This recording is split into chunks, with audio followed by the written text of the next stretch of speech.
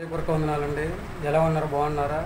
దేవుడిచ్చిన మహాఉత్సవం బట్టి కీర్తన గ్రంథంలో 115 అధ్యాయంలో 11, 12, 13, 14 వచనంలో దేవుడు కొన్ని మాటలు మనతో మాట్లాడుతున్నాడు అనమాట అండి.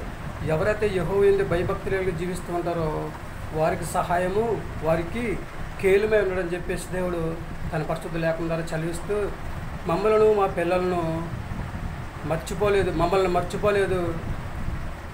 మా పిల్లలను యెహోవా ఆశీర్వదించడని చెప్పేసి దేవుడు తన పరిశుద్ధ లేఖనం ద్వారా చదివిస్తున్నాడండి. అలాగే మమ్మలను మా పిల్లలను వృద్ధి పొందిస్తారని చెప్పేసి దేవుడు తన పరిశుద్ధ లేఖనం ద్వారా చదివిస్తున్నాడు అనమాట అండి. యెహోవా ఆకాశమును భూమిని సృజించిన వాడు కనుక ఎవరికి ఎప్పుడు ఎక్కడ సహాయం చేయాలో దేవుడు ఏ విధంగా సహాయము చేస్తానని చెప్పేసి దేవుడు తన పరిశుద్ధ లేఖనం ద్వారా చదివిస్తూ ఉన్నాడు అనమాట అండి. ఎన్ని తలచినా ఏదడిగినా జరిగేది దేవుని చిత్తమే.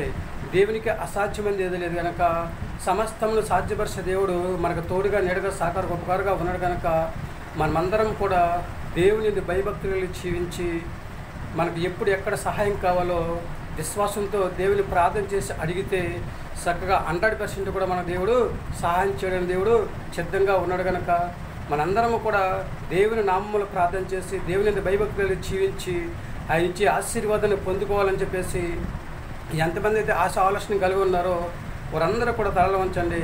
చిన్న ప్రార్థన చేద్దాం. మహాపరిశుద్ధుడైన పరలోకపు తండ్రి, నీ ఘనమైన పదాలు లెక్కలేని స్తుతిస్తోత్రం ప్రభా.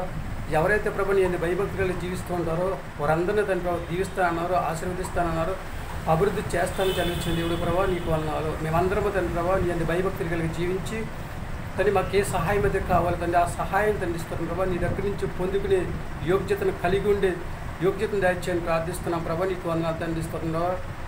చిన్నలను, పెద్దలను, యవనస్తులను దీవించండి, ఆశీర్వదించండి. వృద్ధులను దీవించండి, ఆశీర్వదించండి. ఎవరైతే వివాహం కోసం ఎదురు చూస్తున్నారో అలాగే తండ్రి ప్రభా బాలింత్రాలను, గర్భిణీ స్త్రీలను, సంతానం బిడ్డలను దండిస్తున్నారో, అనారోగ్యంతో బాధపడుతున్న వారిని దండిస్తున్నారో, ఉద్యోగం చేస్తున్న వారిని, వ్యాపారం చేస్తున్న వారిని, చేతి వృత్తులు చేస్తున్న వారిని, వాహనాలు నడుపుతున్న వారిని దండిస్తున్నారు. ఎలాగ ప్రభా సర్వ సృష్టిలో ప్రతి ఒక్కరు కూడా దీవించి ఆశీర్వదించి ఎవరికి కావాల్సిన వారికి దయచేయని ప్రార్థిస్తున్నాం. ప్రతి ఒక్కరు తండ్రి నీ ఎందుకు భయభక్తులు కలిగి దండిస్తోతుంది ప్రభా. చక్కగా తండ్రి నువ్వు చేసే సహాయం తండ్రి ప్రభా పొందుకునే యోగ్యతను కలిగి ఉండే సహాయం దయచేయని ప్రార్థిస్తున్నాం ప్రభా. నీకు వందనాలు తండ్రి. బిడ్డలందరూ కూడా మరొకసారి దీవించండి, ఆశీర్వదించండి. ప్రతి ఒక్కరు ప్రభా నేను విశ్వాసంతో ప్రార్థన చేసుకుందాం. నేను భయభక్తులు కలిగి నువ్వు చేసే సహాయాన్ని ప్రభా పొందుకునే సహాయం దయచేయని ప్రార్థిస్తున్నాం ప్రభా. నీకు వందనాలు.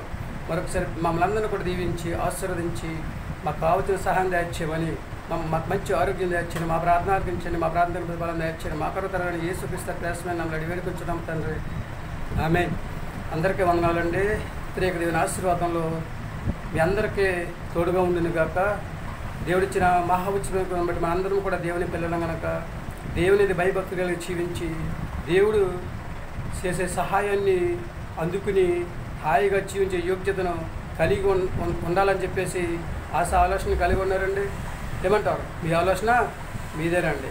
100% కూడా మనం దేవుని పిల్లలం కనుక ఆయన భయభక్తి కలిగి జీవిద్దాం, ఆయన ఆశీర్వాదాన్ని అందుకుందాం, ఆయన సహాయాన్ని పొందుకుందాం, భూమి మీద హాయిగా జీవించే యోగ్యతను కలిగి ఉందాం, ఆయన రాజ్య వారసులుగా జీవించే యోగ్యతను సంపాదించుకుని చక్కగా భూమి మీద సంతోషంగా, ఆనందంగా, ఉల్లాసంగా, ఉత్సాహంగా ఉండి దేవుని చేత ఆశీర్వదించబడి హాయిగా జీవిద్దామా? ఏమంటారు?